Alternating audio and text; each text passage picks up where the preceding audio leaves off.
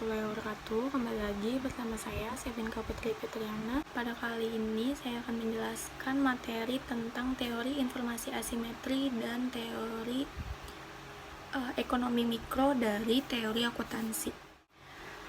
Teori informasi asimetri adalah kondisi di mana suatu pihak memiliki informasi yang lebih banyak daripada pihak lain. Misalnya pihak manajemen perusahaan memiliki informasi yang lebih banyak dibandingkan dengan pihak investor di pasar modal. Tingkat asimetri informasi ini bervariasi dari sangat tinggi ke rendah. Asimetri informasi memberikan efek yang nyata pada keputusan keuangan maupun finansial. Menurut Atmaja tahun 2008. Teori informasi asimetri mengatakan bahwa pihak-pihak yang berkaitan dengan perusahaan tidak mempunyai informasi yang sama mengenai prospek dan risiko perusahaan. Pihak tertentu mempunyai informasi yang lebih baik dibandingkan pihak lainnya.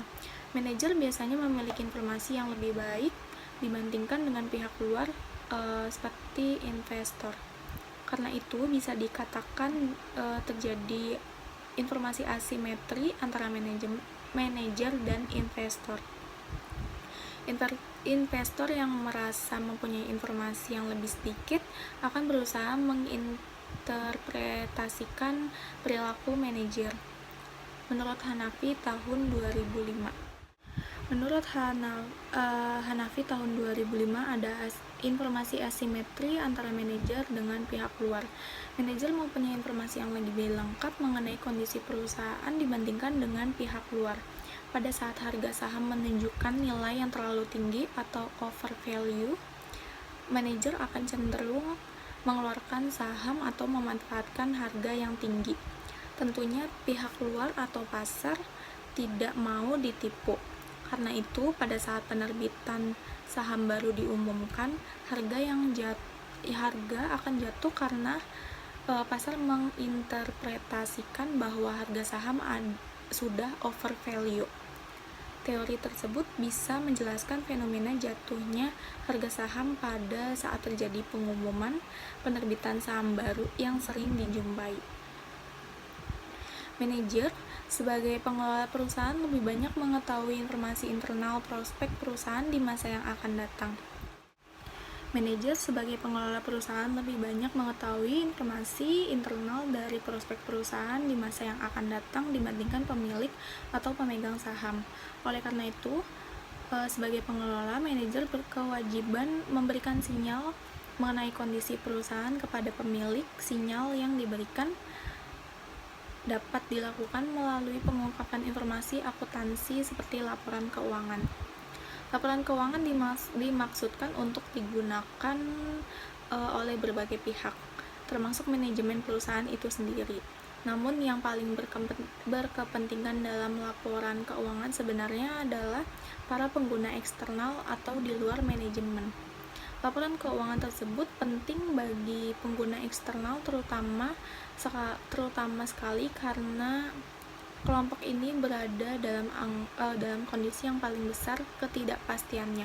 Menurut Ali tahun 2002, para pengguna internal atau para manajemen memiliki kontak langsung dengan entitas atau perusahaan dan mengetahui peristiwa-peristiwa signifikan yang terjadi, sehingga tingkat keuntungannya terhadap informasi akuntansi tidak sebesar para pengguna eksternal. Situasi ini akan memicu munculnya suatu kondisi yang disebut sebagai informasi asimetri atau information asymmetry, yaitu suatu kondisi di mana ada ketidakseimbangan perolehan informasi antara pihak manajemen sebagai penyedia informasi atau preparer dengan pihak pemegang saham dan stakeholder pada umumnya sebagai pengguna informasi atau user. Menurut Scott tahun 2000 terdapat dua macam informasi asimetri, yaitu yang pertama ada adverse selection, yaitu bahwa para manajer serta orang-orang dalam lainnya biasanya mengetahui lebih banyak tentang keadaan dan prospek perusahaan dibandingkan investor pihak luar. Dan fakta yang mungkin dapat mempengaruhi keputusan yang akan diambil oleh pemegang saham tersebut, tidak disampaikan informasinya kepada pemegang saham. Yang kedua ada moral hazard, yaitu bahwa kegiatan yang dilakukan oleh seorang manajer tidak seluruhnya diketahui oleh pemegang saham maupun pemberi pinjaman, sehingga manajer dapat melakukan tindakan di luar pengetahuan pemegang saham yang melanggar kontrak dan sebenarnya secara etika atau norma mungkin tidak layak dilakukan. Adanya informasi asimetri memungkinkan adanya konflik yang terjadi antara prinsipal dan agen untuk saling mencoba memanfaatkan pihak lain untuk kepentingan sendiri. Menurut Savitri tahun 2012 menyatakan bahwa proksi pengukuran dari informasi asimetri yang terdiri dari atas ukuran perusahaan, umur perusahaan, proporsi saham yang ditawarkan kepada masyarakat, reputasi underwriter dan reputasi auditor terhadap underpricing mengindikasikan bahwa reputasi underwriter dan reputasi auditor berpengaruh terhadap underpricing. Sedangkan ukuran perusahaan, umur perusahaan, dan proporsi saham yang ditawarkan tidak berpengaruh terhadap underpricing. Kondisi informasi asimetri sangat mempengaruhi cost of equity karena apabila pihak eksternal perusahaan seperti investor dan kreditor tidak memiliki cukup informasi terkait perusahaan, maka akan timbul keraguan bagi pihak eksternal tersebut untuk menanamkan atau meminjamkan dananya terhadap perusahaan yang akhirnya nanti akan mengurangi modal yang didapat perusahaan, hingga akhirnya nilai cost of equity semakin tinggi karena perusahaan harus mengeluarkan biaya yang lebih banyak agar usahanya untuk menambah modal perusahaan tidak sia-sia.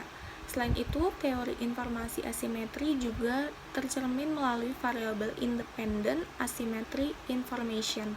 Apabila kepentingan informasi antara pihak manajemen dengan pihak eksternal terutama lebih sedikit dibandingkan informasi yang memiliki manajemen perusahaan, maka kondisi tersebut lebih banyak merugikan perusahaan terkait usahanya menambah modal. Teori ekonomi mikro merupakan suatu bidang dalam ilmu ekonomi yang sifatnya menganalisis mengenai bagian kecil dari keseluruhan kegiatan perekonomian. Adapun isu pokok yang dianalisis meliputi bagaimana caranya menggunakan faktor produksi yang ada secara efisien supaya kemakmuran masyarakat dapat dimaksimalkan. Teori ekonomi mikro atau yang sering juga ditulis sebagai mikroekonomi merupakan cabang dari ilmu ekonomi yang mempelajari perilaku individu baik konsumen dan perusahaan serta bagaimana penentuan harga-harga pasar dan kualitas input barang maupun jasa yang diperjualbelikan di pasar. Ekonomi mikro ini meneliti bagaimana keputusan dan perilaku tersebut dapat mempengaruhi penawaran dan permintaan atas barang dan jasa, akan menentukan harga dan bagaimana harga pada gilirannya dapat menentukan penawaran dan permintaan atas barang dan jasa selanjutnya.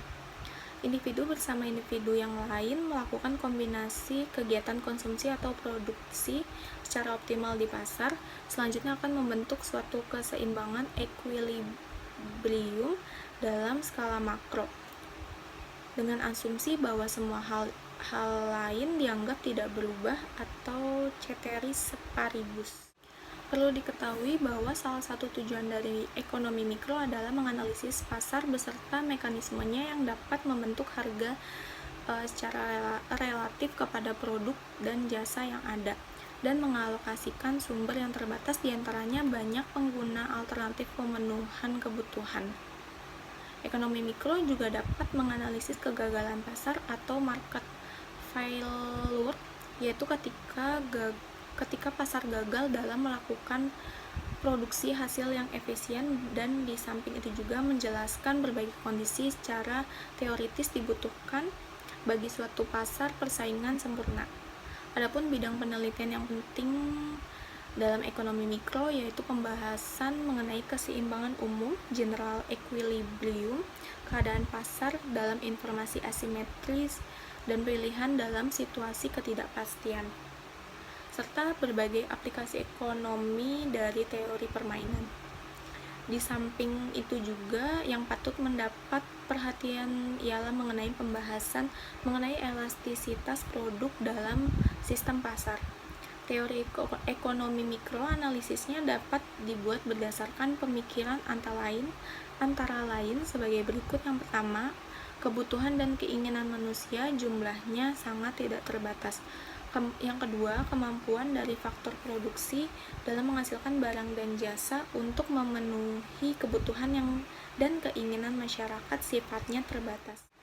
Dalam teori permintaan dan penawaran, ada beberapa komponen ekonomi mikro yang mempengaruhi permintaan dan penawaran suatu produk, barang, atau jasa. Ada 3. Yang pertama yaitu interaksi di pasar barang. Komponen pertama dari ekonomi mikro, interaksi di pasar barang, adalah kegiatan atau aktivitas yang terjadi dalam pasar barang. Pasar sebagai pertemuan atau hubungan antara permintaan dan penawaran.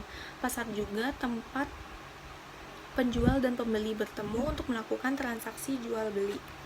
Interaksi yang terlihat dari pasar barang adalah kegiatan tawar-menawar antara penjual dan pembeli di pasar sehingga secara tidak sadar bisa membentuk suatu harga yang telah disepakati oleh kedua belah pihak yang bersangkutan.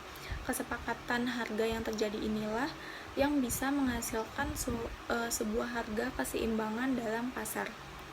Yang kedua ada tingkah laku pelaku ekonomi, penjual dan pembeli. Segala bentuk aktivitas yang dilakukan oleh produsen dan konsumen didasari dengan sebuah tujuan yang ingin dicapai. Baik penjual maupun pembeli memiliki sifat yang rasional, di mana penjual menginginkan adanya keuntungan yang maksimal dan sedangkan pembeli menginginkan kepuasan maksimal. Yang ketiga ada interaksi dalam pasaran faktor. Pasar faktor menjadi fokus kajian dalam ekonomi mikro karena pasar menyediakan faktor-faktor produksi yang dibutuhkan oleh produsen rumah tangga yang bisa digunakan oleh produsen rumah tangga dalam menjalankan kegiatan produksinya. Dari sisi pembeli memiliki faktor produksi dan membutuhkan uang untuk membeli kebutuhannya, sedangkan penjual memiliki barang kebutuhan manusia dan membutuhkan faktor produksi dengan cara membelinya. Dari hubungan tersebut dapat diketahui bahwa antara konsumen dan produsen memiliki hubungan timbal balik atau saling membutuhkan. Sekian penjelasan materi teori ekonomi mikro, teori informasi asimetri dari saya. Kurang lebihnya saya mohon maaf. Wassalamualaikum warahmatullahi wabarakatuh.